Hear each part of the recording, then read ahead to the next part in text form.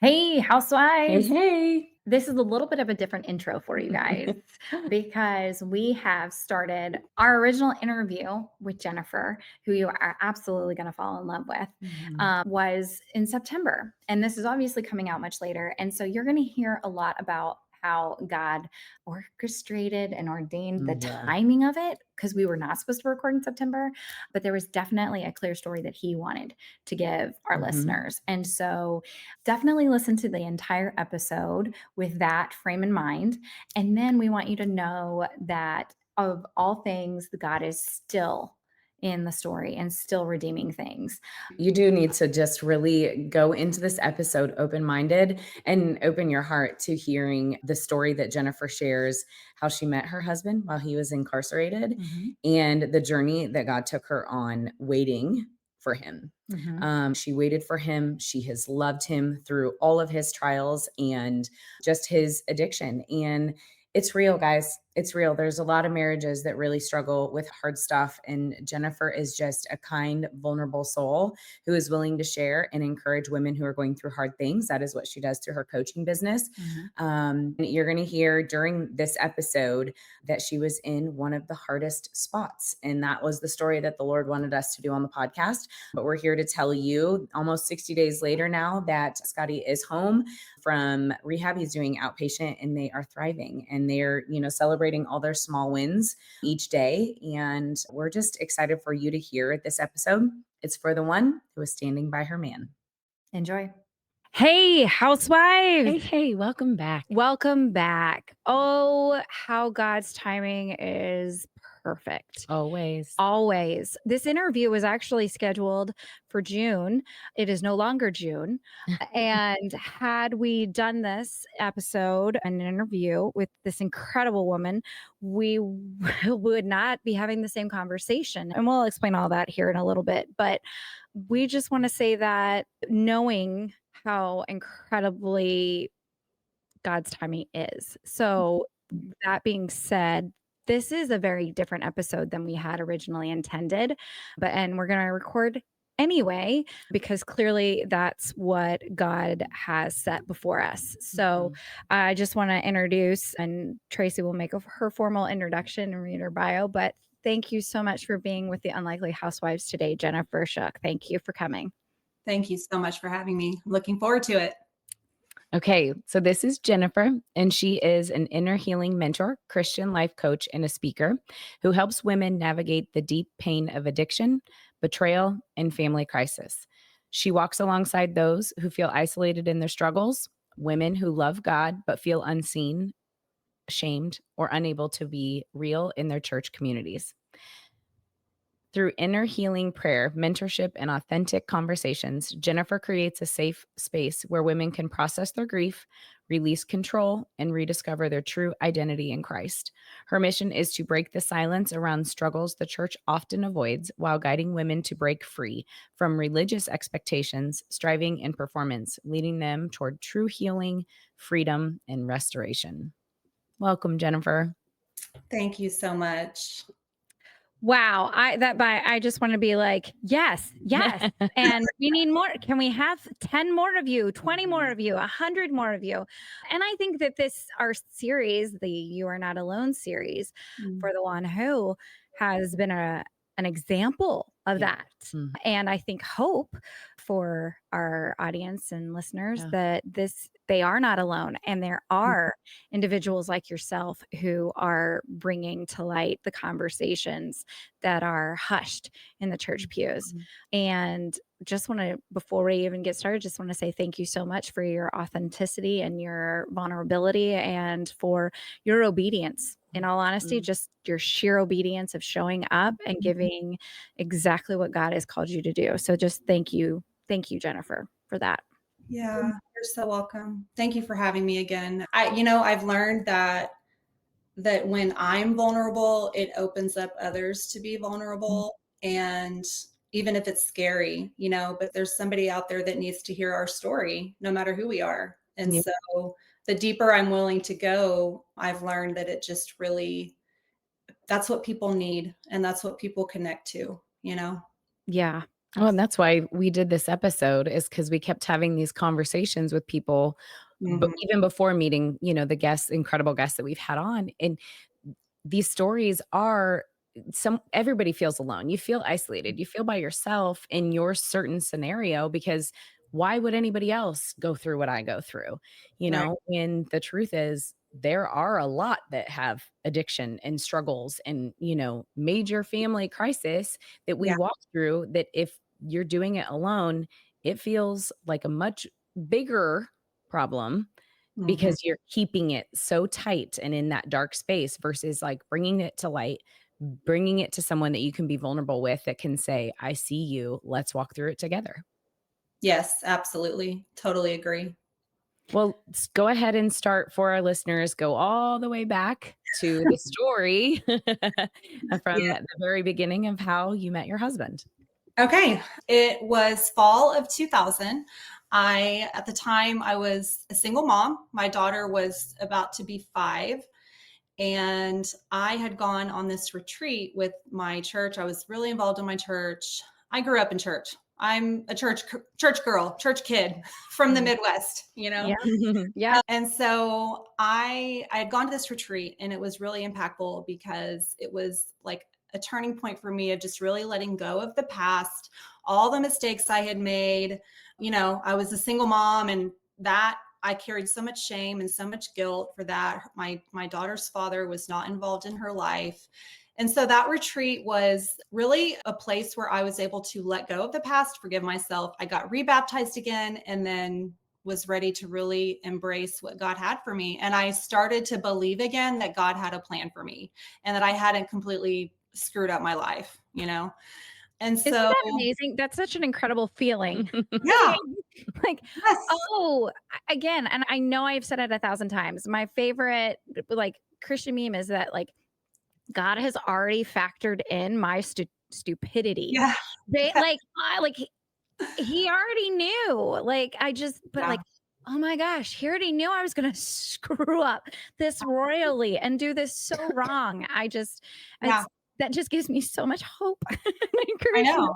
when I Yeah, continue to put yes. So, anyways, sorry, I yeah. have to. And isn't it amazing? Mhm. Like, here I am. I literally have been in the church since I was in the womb, and I'm believing all these lies. I had no clue about grace. It was just really all about rules and Mhm. expectations for me. Like, I believed that if I was a good girl and I followed all the rules and did everything God wanted me to do, then he was happy with me. But if I didn't and I messed up, then he's mad. And that Yeah. was how I lived. And so, Was this church the church you grew up in, the same church that you went on this retreat with? no. Okay. I grew up in Indiana, Illinois area, and then I moved to Texas. Okay. So yeah, totally different churches. And really, I just don't really remember hearing a whole lot about grace growing up. Like, I Yeah. just don't. It was Yep. really, it was very much instilled in me about performance and Mhm. striving. And I just always remember feeling like I just could not measure up. Like, I'm just Yeah. not getting it right. And Yep. like, when am I going to eventually get it right? And that feeling is awful. And when you finally realize, well, that's not even who God truly is, that's Mhm. amazing, right? Yep. Like, just the realization of, okay, well, God doesn't expect that of me either.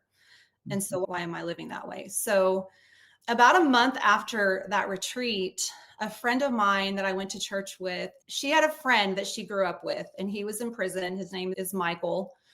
And he led my husband to the Lord in prison. And so my husband, his name is Scotty, and he was in prison with Michael. And Michael led him to the Lord. They started doing Bible studies together daily. And my friend Loretta, she was in contact with Michael again. They were communicating. Michael had a picture of me and my friend Loretta in his Bible. And Scotty told Michael, I'm going to write that girl. I'm going to marry that girl. And Michael's like, no, dude, I don't think you are. Because he had asked me before, everybody in prison wants a pen pal, right? Like, and I had said no in the past. But this time, when my friend came to me and she's like, hey, this guy wants to write you. And I'm like, okay, I'm just going to write him. I'm not going to ever meet him, right? This is just going to be my ministry.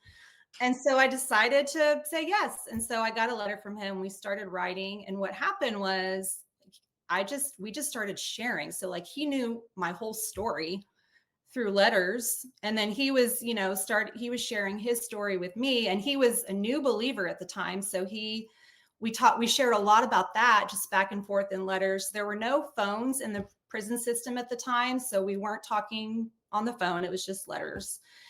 And so then, I remember telling God, like, wow, God, this is like somebody that I would love to be with. Why is he in prison? Why did you have to bring somebody into my life that is actually in prison? Like, why couldn't this have happened out here? Yeah.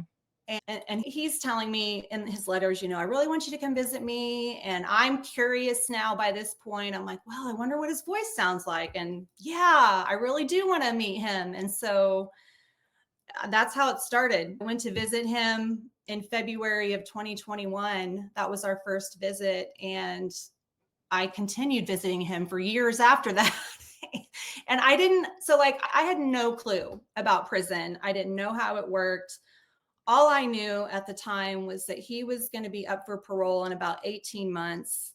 And I'm thinking, well, that's a long time, but okay. I really felt like God had brought him into my life. And the day he told me he loved me, he came out to our visit and he quoted Romans 16:2. And it was, the verse that God gave him that was just confirmation that I was supposed to be in his life. And he told me that he had messed up everything in his life and he didn't want to mess up this. He was trying to live for God. And even in prison, it's not easy to live for God. Like, it's easy to get drugs, it's easy to get alcohol, it's easy to get anything in prison. And so it actually is a choice to surrender, even in prison. And so what ended up happening, that 18 months that I thought, I'm like, okay, well, God brought him into my life. Surely he's going to bring him home in 18 months, right? Well, 8.5 years later is when he came home from prison. Wow. Yes. I did not know it was that long. Yeah. I didn't know it was going to be that long. Wow. I think God knew better than to tell me up front. Like, if I would have known that, Right.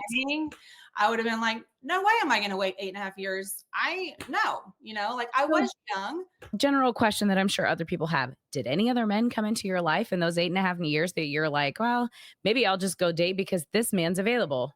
Yeah. You know what? I am such a loyal person that I didn't even put myself in situations like that to where it would be an option, because I just was so committed and loved him so much and knew that God was going to do something miraculous. Like, I just believed it with everything in me. And so, and those 8.5 years, when you're living in it, you don't, like, every year he would come up for parole, and we would be praying, and there were people in my life that were praying. And so every time I would believe, okay, this is it. He's going to be coming home. And then he would get a set off for another year. And I'm like, okay, well, we're going to wait another year. So when you're in it like that, it's like, I remember him telling me one time, it was probably 4 or 5 years into it. And he said, if you want me to let you go, I will. I know this is hard. But by that point, I'm like, no, I mean, there's just so many God. You're like, yeah, I'm invested at this point. I put the time in. Yeah. Okay. What was he in prison for? He was in prison for robbery. He had a heroin addiction. His life was the complete opposite of my life. He grew up in abuse. He grew up in trauma. He started drinking and doing drugs when he was 9 years old. I mean, just a baby, and he never knew his biological father.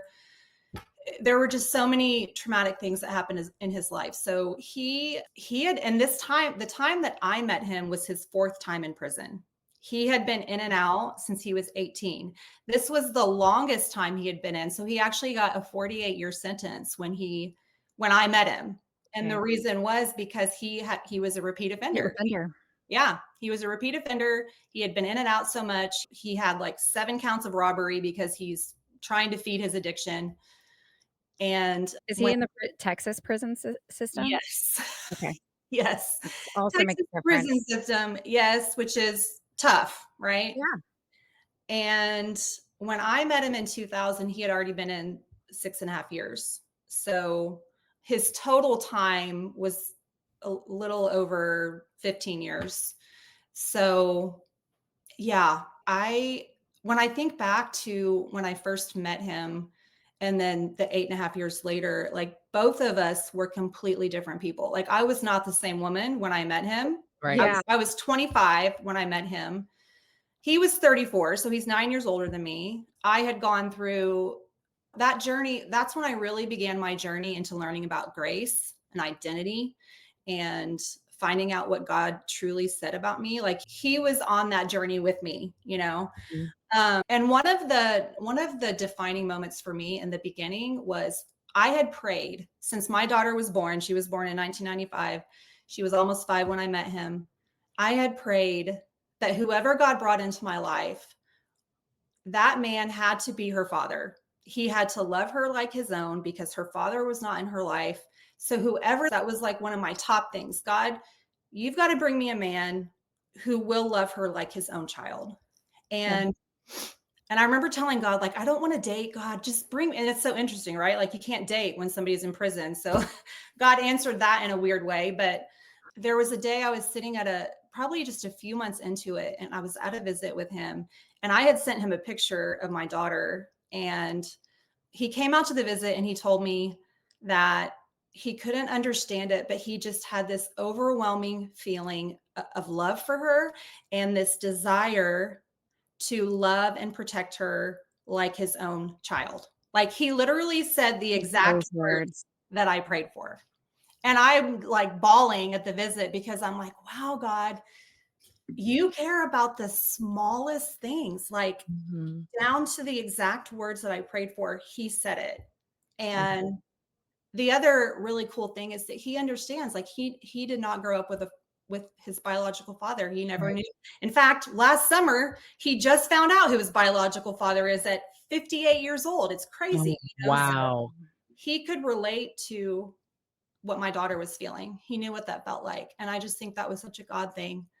And God amazingly gave my parents peace because what parent Right. here? I Yeah, Exactly. Like, you don't even get to bring him home. Like, "Hey, no. mom and dad, meet my boyfriend." Like, Like, guess you what, know mom? yeah, guess let So me did you let her read your letters, or what did you do to get her to I believe that you Yeah, knew this guy?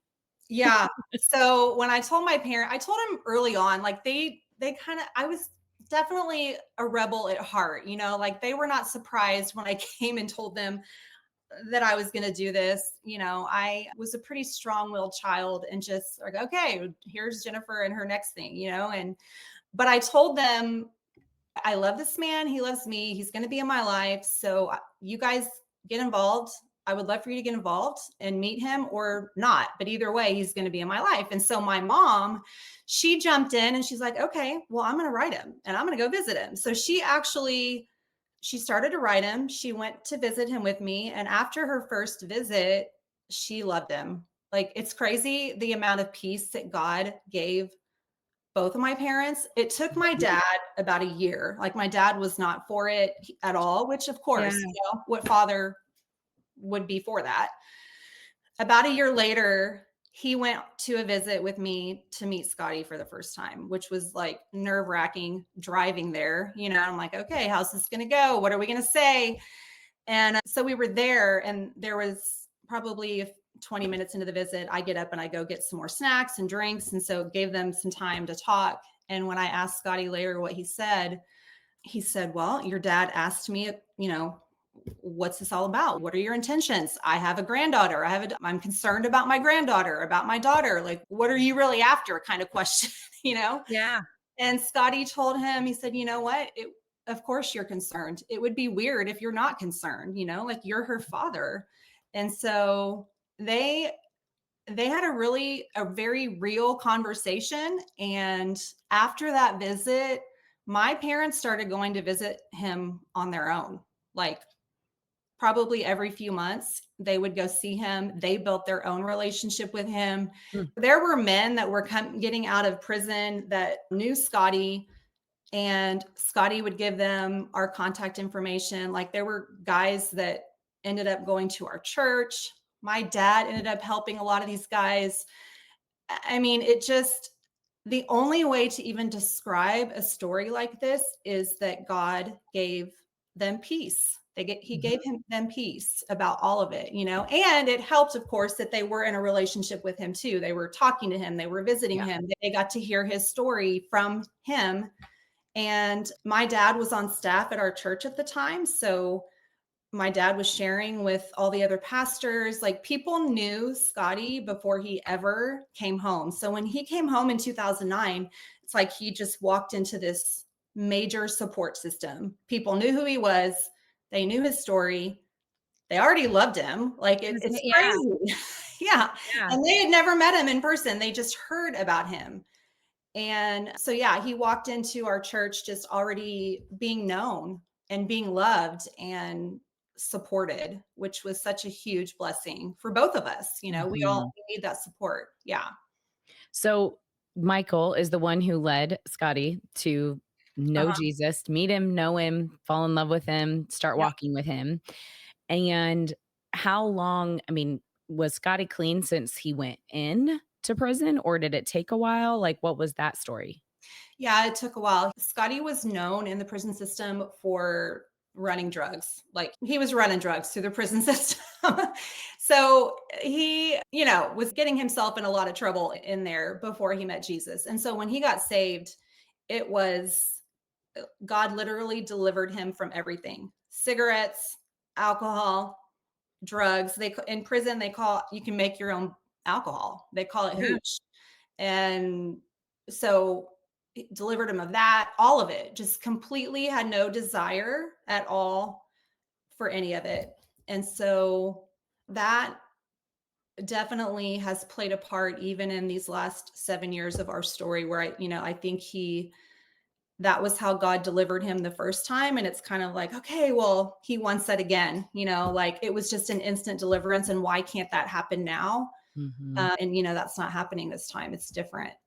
So let's go into that. So, as we prefaced this interview, is that had we recorded when we originally had this schedule, this would be a much different episode. But in that time since then, he has relapsed and he Mhm. is in rehab now as we speak. Yes. Can Yes. you, I mean, as far as what what happened? Like Well, how and kind of give us a timeline too, yeah, because he was, I mean, he was clean for years and you Yes. built a life post yeah, when he once he came got out. out, Yeah. yeah. So tell us a little bit about that, then fast forward to here. Yeah. Yeah. So when he came home in 2009, he had built houses with his dad and his stepdad and his grandpa growing up. So he found jobs really quickly. He was good at that. Even though he had been in prison for 15 years, he got a job right away. He started building his own business, his own construction business. And then he also was a drug abuse counselor for 7.5 years. And he helped a lot of people get sober. He quit that job in 2017. And that definitely, I believe now looking back, played a part because he needs that in his life. He needs to be able to give back, to use his story. We were doing prison ministry together. We went into prisons. We even went into the prison that I met him at, and we got to share our story there, which was incredible. Mhm. And we did a lot of prison ministry, and people knew our story. And it was like, the Jen and Scotty story, it's so inspiring. They're so amazing. Like we were definitely up on this pedestal. And when he first relapsed in 2018, I remember thinking, oh my gosh, like this is not an incredible story now, God. Now what are we going to tell people? Like this Mhm. Yeah. is not very inspiring. And so what happened in 2018 was so he'd already given up that drug abuse job and he was just doing construction. And we were still going to church. We had life group. We had great community. We were living life. And And by he, this time, your daughter is an yeah, adult. right? Yeah, she had just graduated from Baylor University at the time, and we had just come back from Hawaii. The three of us went to Hawaii on this celebration trip to celebrate her graduation. It was amazing. And then right before that trip, he had started drinking alcohol. And we talked about it for like 6 months. He brought it up to me 6 months prior, and he's like, you know what? I think I just want to be able to have a beer every once in a while. And alcohol was not something that he had a problem with in the past. He was a heroin addict, right? And so, but we talked about it over and over. I asked him a bunch of questions like, well, do you feel like that would be a relapse if you drank? No, I think I can handle it. I think I'll be okay. But what I didn't know was internally, he was having a lot of issues. Like when he got saved in prison, he just believed, well, I've forgiven everybody. I'm saved now. The past is in the past, and I'm moving forward with Jesus. Right. And so, but all of that trauma and all of that pain was in there, and he thought he was okay, but he wasn't okay. And when he started drinking, he was okay in the beginning, but then, months started going by. And then after we got back from Hawaii, that April of 2018, it just kind of I started picking up on things. He didn't seem right. He was drinking more. And what he realized later on is that he's not okay with alcohol. He's not okay with anything. All of it is an open door for him. He can't have any of it. But, it took him spiraling out of control for him to come to that conclusion. So in 2018, the day that changed everything for me, and I remember dates, important dates that just, this one was a traumatic date. June 3rd, 2018, he had a motorcycle. And so on June 2nd, that night, he had gone out on a motorcycle ride, which wasn't unusual. It was, the unusual part was it was later. It was like 10 o'clock at night. But he's like, I'm just going to go for just a little ride, not far. Well, he didn't come home until almost 2 a.m. And I'm like, okay, this has never happened before, ever. And I knew something was off. I knew something was wrong. When he comes home, he tells me he was just riding his motorcycle. I'm like, no. The next morning, he wakes up and he's crying. And he says, I feel like such a fake. He was at a strip club. And I'm like, I immediately called our best friends, Dan, Cindy. We've been in a life group with them forever. And I said, we got to come over. We got to pray. We got to talk about this right now. And we went over to Dan and Cindy's house. We prayed. We talked. I just remember being in so much shock, because if anybody would have ever told me your husband's going to start going to strip clubs, your husband's going to, cheat on you, your husband's going to relapse, he's going to do all these things, I would have gone to my grave telling you there is no way he would ever do any of those things. I had no clue about addiction. I had never lived through it before. I didn't even know what I was living in at first. It probably took me about 3 years to really even know, like, oh, this is the cycle of addiction I'm in. Like, you don't even know what you're living in. So when this started, and I was all about rescuing him. Like, okay, we're going to get you help. We're going to get you a counselor. You're going to start going to meetings. Like, I wasn't even thinking about myself. It was all You've about. been married how long? At this time, we had actually gotten married while he was in prison. I did leave that part out. In 2006, we got married by proxy. We signed papers. My dad was the pastor that signed our marriage certificate. And then when he came home in 2009, we had a wedding. So from 2000, at this point, we had been married 12 years. Okay. And he had been home about 9 years. Okay. So yeah, it just was all about him. I didn't think I needed help. I'm like, he's the one with the problem. We've got to get him help. And I was doing all of it for him. And I did that for several years. And it wasn't until June of 2021. So he had gone to rehab in May of 2021. And he was only there for like 3 weeks. And I thought that was the answer. Like, everything that I was doing for him, I always thought, okay, this is it, right? Like, this counselor, we were going to counselors together. He was going to a counselor on his own. I was Yeah. not going to meetings at the time. He was going to 12-step meetings. But that June, when he went to rehab and I thought, okay, yes, this has got to be it. This is the answer. He comes home 3 weeks later, he's already relapsed again, and he's drinking and he's going out and he's staying out all night. And I'm like, okay, God, I have tried it all. Like I've tried to take my hands off. I've tried to control everything. I've tried to stay really silent. I've gotten really loud. I've done all the things I know to do. Nothing's working. I've got to go get help. And so I started to go to Al Anon, which is 12-step for the families of alcoholics. And there's most of the people there also are dealing with not just alcohol, but also drugs.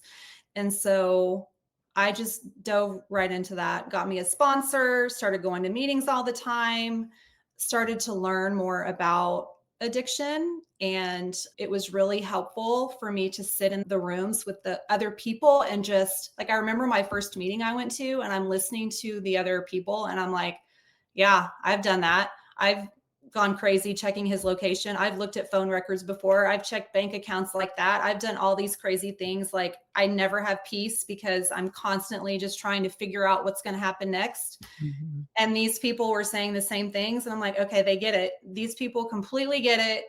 And I felt so much peace just sitting in that room, knowing that I was going to be understood here, you know? Mhm. Yeah. Yeah. And so his addiction spiraled up until the summer of 2022. By this time, it's no longer just alcohol. He's on meth, he's on Adderall, he's on all kinds of things. And Still living at home. still living at home. But we were living like roommates, like there was just, I was trying to set boundaries. And before all of this, I would have told you I'm pretty good at boundaries. I know how to set boundaries. I'm a pretty responsible person. Like I don't just let people walk all over me. But boundaries in marriage is totally different and a little bit harder to figure out. And then you add addiction into all of that. And you're like, I don't know what to do. Because in my mind, I'm thinking, if I tell him to leave, that for me, that meant he could go back to prison for the rest of his life and my life will be forever changed and we will no longer be together. Like Mhm. that was a thought that was always in my mind because he was still on parole. And the other thought is he's going to die. He's either going to die or go back to prison. So if I say you have to leave, that's what that means. That's like completely surrendering to God that fear. And, I would have been the first to say before that I trust God. I know God's got my back. He's got a plan for me. But when you're in that situation where you're thinking, if I tell my husband to leave, he could die, it's a whole nother level of trust. Yeah. Like it was Life everything. or death. It's life or death. You're putting and you're saying, okay, God, like no matter the outcome of this, like I'm okay with it. And it's that you feel like you're saying, I'm okay if you take him. Yeah. Yeah. And that's different. It's totally different. And it wasn't just a one-time surrender, it was a daily surrender and sometimes more than once a day. One thing that God did for me in 2018, right before he relapsed, I had gone to a retreat with my friend Cindy, and it was an amazing retreat. The woman that led that retreat, her name is Lene, and she is a coach, a life coach, but she did inner healing. And so I started coaching with her a few weeks after that retreat, right before Scotty relapsed, which was a total God thing because that is when I really started to deal with some major beliefs that were off in my life. Like my view of God, even at this point, I had done a lot of work already. I had done, lies and truth and a lot of identity work up to this point, but there was a whole nother layer that God was after. And one of the biggest lies that came out in my very first session with her was that I believed that God was my punisher. And the thing about inner healing, I had never experienced this before. I had no clue what it was. And sometimes people call it freedom prayer. Sometimes people call it sozo. It's called different things. But basically it's inviting Jesus into a memory, and it's asking him to show you, when was the first time you believed that? Where did it start? Where did it start that I believed that God was my punisher? And he just brings up this memory in my mind that of me as a child. And we walk through that memory, we pray, we invite Jesus into it, we identify lies. It was amazing. Like, I walked out of that first session completely blown away. I didn't even know that memory that God brought up in my mind. I would have never even thought that is where that lie started. Not, but Jesus knows. He knows, right? Mhm. Yeah. And so I know that God doing that in me really did put me on a different path moving forward, because if I would have walked through this addiction thing believing that God is my punisher, I don't even know if I'd be sitting here right now talking to you Yeah. because I probably would have given up a long time ago, right? Like, I would have Right. just been angry. God, how dare Totally. you do this to me? Like, really, one more thing you're going to make me go through in my life? Like, that's the way I would have thought about it. But I did coaching with Lene every month. I continued to go to retreats that she did. And it was women from all different kinds of churches, just coming together because they wanted to grow in their relationship with the Lord and they wanted more. I'm still connected to those women. I'm still connected to Lene. Mm. That's what, put a fire inside of me to also do that for other women in my own coaching. We don't just talk, we also pray, we do inner healing like I walked through. And there's so much freedom when Jesus knows exactly where to take you. He knows where something started. He knows things that we don't even know that are just so subconscious. We press them down so much, but he only brings up what he wants to heal. He's not going to bring up things to re-traumatize us over and over. He'll only bring up what's necessary. And I love that. And so that is a huge part of my story, and it still is. And so the summer, June of 2022, was when I kicked Scotty out of the house, said, I'm not doing this anymore. You got to go. And there had been a lot of infidelity. There had been that, with addiction, there's usually not just one addiction. There's more than one that comes with it. And so he left, and about a week later he got arrested, and which was scary because him getting arrested could mean a whole lot of things. It could mean him going back to prison, his parole being revoked, all of that. He ended up being in jail for about a year. When he was gone, I ran our construction business. I had to jump in and do a whole lot of things because the way that I like to describe it with addiction is it's like if you have a can of paint and you put it down on the ground really hard and the paint splatters everywhere. That addiction splatters everywhere. It splatters on everybody. There's so many different people that are affected, situations that are affected. And, the thing for me is, like, I had seen the real Scotty, like the Scotty that loved Jesus, that served him, that knew that God had a plan for his life. Like, I had seen that. And this other Scotty was not the real Scotty, and I kept praying, like, Lord, this cannot be the way this story ends. This cannot be how this ends. Refuse to accept that. Like, did you really take us through 8.5 years of prison and then all of this stuff just for him to go back to prison for the rest of his life, or for him to die? Or I remember my prayers eventually got to the point where I just said, God, do whatever you have to do, but don't kill him and don't send him back to prison. But whatever else, do it.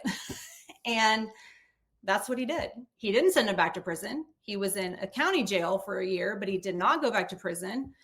And then when he went to jail, it gave us the opportunity to reconnect. Like, he was resurrendering to God. He was sobering up.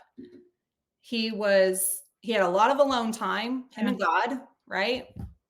God put him in this little country jail. Like, it was so amazing. Like, if I were to describe it, all I can say, it was like Mayberry, like Andy Griffith and Barney Fife. Like, Oh my gosh. you walk in and, like, I've been to a lot of prisons, right? And I'm walking into this little jail, and there's, like, the little sheriff guy says, I had to sign in with a pencil, like he didn't even ask me for my ID. He's like just the sweetest little guy. And I'm like, okay, this is a different experience. Like I Yeah. could call the jail and they knew exactly who Scotty was. I could ask, how's he doing?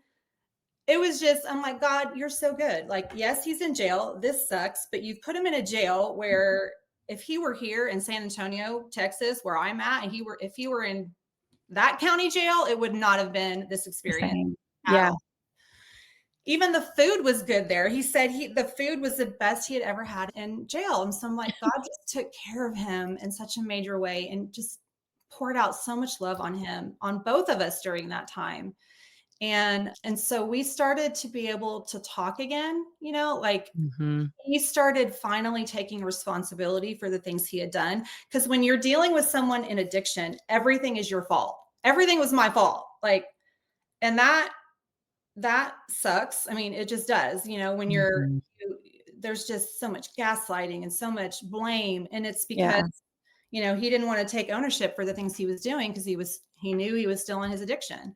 And so he finally was owning up to it. He was repenting. He was asking for forgiveness. He was like the reality of the choices that he made were finally hitting him and he was owning them.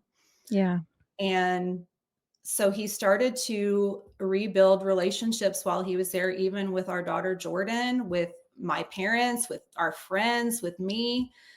And then when he came home a year later, like it was, I was excited, like I was ready for him to be home. I was ready for this new beginning. That's what it felt like. Yeah. Yeah. And that was 2023. Is That that right? was, hmm yeah, that was the summer of 2023. And then we were doing really good for a while. But one thing I've learned about myself too is that I need to have better boundaries. Like I think that I put so much focus on all the things he went through. I would say things like, well, he's been through so much trauma, he's been through so much pain, he needs to get more help. So I would like let him off the hook for a lot of things because of that. Like I would make excuses for him. And it wasn't like I even knew I was doing it in the moment. It's just me looking back on things and seeing how, Yeah. like when he came home from jail that time, like he needed more accountability. He needed, but I was trying to not control things, right? I'm trying not to be a control freak and Right. step back and let him have his own journey and make his own choices and me not be stepping in all the time. It's very tricky. It's tricky when you're walking through something like this. Well, and I can only imagine, Yeah. the biggest struggle you would have, and you can correct me if I'm wrong, is just trusting that it's not that trusting him that he's gonna stay clean, Yeah. trusting him that you're or God that you're not gonna walk through this again. Yep. Just being that, like, fully surrendered, "Lord, I trust you. Let's live one day at a time for him," and but through all of what you've been through, like, I can't imagine just stepping into that with just open arms, open hands, going, "Okay, God, I Yeah. have a great day today." Like, Yeah. how do you Yeah. get there? Yes. Oh my gosh. How do you get there? I think it's a lot of things. I think it's you have to have people around you. Definitely. Like I did learn this. Like I have great community, I have great people around me and I have for this whole season since 2018. But I also learned that I don't need to tell everybody all the details, which that quickly became very apparent to me. There were a lot of people that cared about us and would check in on me and would see how things are going because we were living life with people. People knew what was happening. Yeah. And but when you're living in this survival mode, I was living in survival mode and I had never lived like that before. This was, I was experiencing anxiety and I had never dealt with anxiety before. I was Yeah. having problems sleeping and I had never dealt with that before. And it was this whole new way of life. Now I was constantly on guard, wondering what's going to happen. And so when people would check in on me, it was like I didn't have the energy to keep up with it. And so there were only a few people that knew everything going on in my life. And so everybody else, I just had to make general statements to, like, well, we're doing okay, or keep praying for us, or whatever, and just keep a couple people that could walk with me through this. And that was a big part of it. I could not do it alone. That, the coaching that I went through with Lene, and just working on myself, and asking God, like, well, dealing with my own roots of stuff, like, why do I want to control the situation? Why am I so afraid? Why do I feel like I need to rescue everybody else but myself? Really dealing with my own issues. That was another big thing.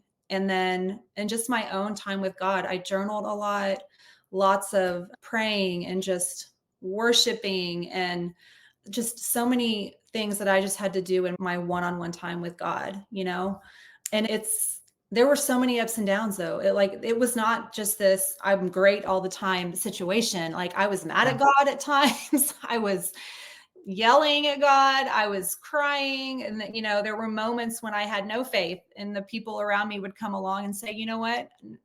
We're believing with you. We're going to hold your arms up for you right now. And that was really important to me. I wanted people that not only believed in me and were going to support me, but they still believed in Scotty too, because I wasn't ready to give up.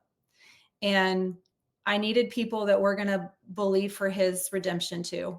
Yeah. And that's what I had and still have. Mhm. So about a year ago, I started noticing things were off again. And I tried to, analyze in my mind and just saying, no, there's no way. There's no way that it could be that again, and I talked to myself out of what I actually knew to be true. And what I was feeling was I was feeling addiction again. I could feel it, these small little things. And I had mentioned earlier about him finding out about his biological dad. Well, that was a big, huge thing that had happened last summer. It was really doing a number on him. And he was, having a lot of different feelings. He wasn't, he started working more. That's like the workaholism that he had. That was happening again. That was the very first sign. Because when he first came home from jail, he was just doing one job at a time. He was, home at a decent hour, and that was all changing again. He's all over the place. He's doing all these jobs. He's staying out. He's working late again. But I just kept saying, no, there's no way. He wouldn't do that again. He wouldn't risk going back to jail again. There's no way he would risk that. And I kept saying that until in January, it definitely got worse. And I don't even know how to explain it it's like you don't want to believe it so bad. Like the denial that I go into myself, like gaslighting myself again and telling myself, no, there's no way. It just must be this. Maybe because he had struggled with some mental illness. Like maybe it's like a manic thing he's going through right now. Maybe he's just in a mania, I don't know. There's just all these different excuses I would make until finally, this summer, it's so obvious. It's so in my face. He's struggling with addiction again. And I had friends from my life group step in and say, Jen, you have got to do something, because we don't want to lose you in this. We don't want to lose you in this. And so they helped me face the reality again that he had relapsed and that I needed to do something different. And so I did. That was the beginning of August, and I told him, you've got to go. And he did. And I cried, he cried. It was awful, because again, I'm facing my biggest fear. You might die, you might go back to prison, and I have to release control of that to God. And 2.5 weeks later, he agreed to get help. And that's what sent him back to rehab this time. And that's where he is now. And, there's so many unknowns when you're living in addiction. There's so many what ifs. And one of the things I've learned just being in the recovery community and being around other people struggling with addiction, but also the family members, is there comes a point where you're no longer talking to the person, you're talking to the addiction. And that's so like we think that we can talk them into something like, well, if I just share with him how he's affecting me and I tell him, like, surely you don't want to go back to prison, Scotty. Like, you think you can talk him into it? You think that because that just makes sense. Of course, you don't want to go back to prison. Of course, you don't want to go through all this again. Mhm. But I'm not talking to Scotty at that point. I'm talking to addiction that has control of him. And I listened to this podcast about addiction that talked about this, where it says your words don't matter. Your words are really only making you feel better. They're not doing anything that's actually probably making it worse for the addict, because they're just going to have more guilt and more shame and probably go use even more. And so your words aren't going to make a difference. The things that make a difference are boundaries, figuring out what I had to focus on. What do I need right now? What do I need for myself? And safety, emotional safety. I've never felt like unsafe around him physically, but like just the emotional safety. Because Yeah. when you're constantly in that back and forth of, now it's back to everything's my fault again, right? Like, if you would just do this, or if you would, that's another big clue of you're in addiction, dude, because he's not like that when he's sober. He takes responsibility. He owns his stuff, and so I would not wish this on anyone. Addiction is not fun to walk through at all. Not at all. Well, I feel for you. And clearly, we didn't know until this morning, before recording, that you're in this space right now. But what a Mhm. brave heart you have to just keep showing up, because there's going to be somebody, that's going to be listening and that's going to say, hey, I need to reach out to her, because they're walking through it too. Yeah. So, I mean, what a gift that God has given you, and courage to keep showing up and Mhm. speaking out, whether you're past it or in it, Mhm. because the story is that God still wins. No Yeah. matter how the outcome, we say this all the time, it's that we don't know how it's going to end, but God's going to win anyway. And he has a plan. And we're, obviously going to be praying for you as you continue Yeah. to go through this. And, you know, anybody who wants to come, meet up with you or talk with you, obviously you're in Texas, so clearly Yes. you do it virtually as well. Yes, absolutely. Share like what your services are and how, Mhm. you would be able to provide to women reaching out to you.